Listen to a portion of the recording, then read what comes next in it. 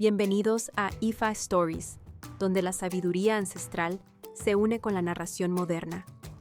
Adéntrate en el mundo sagrado de Ifa, el sistema espiritual yoruba, donde cada historia encierra el poder de la adivinación, el destino y un profundo conocimiento cultural.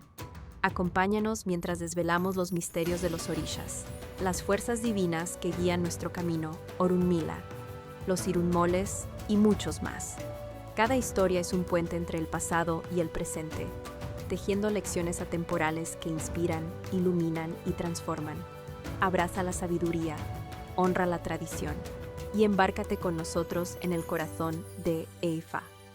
Suscríbete ahora y deja que las historias te guíen.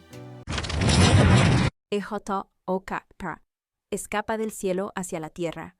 Cuando finalmente decidió escapar hacia el universo, no vino como los demás a través del útero. Huyó del cielo hacia la tierra con sus posesiones.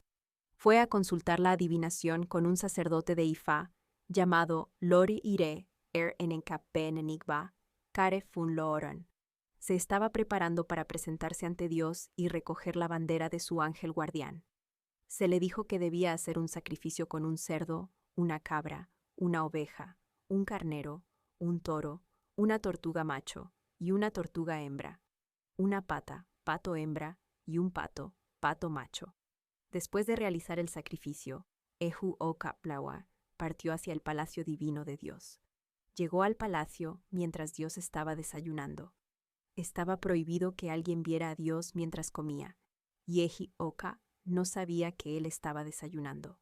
Dios le ofreció una pequeña bandera que pertenecía a su ángel guardián, pero él la ignoró y prefirió robar la bandera más grande que vio allí, y se fue. La que tomó pertenecía al ángel de un rey. Tan pronto como tuvo la bandera más grande en su poder, emprendió rápidamente el largo viaje hacia la tierra. Ya estaba escalando la sexta colina que conduce a la tierra cuando Dios se dio cuenta de que Eja Oka se había marchado con la bandera equivocada. Dios envió un mensajero para decirle que regresara. Antes de que el mensajero pudiera alcanzarlo, ya había entrado en la tierra. El mensajero regresó para informar a Dios que Eja Okasas había escapado hacia el universo. Por lo tanto, se le permitió prosperar inmensamente en la tierra.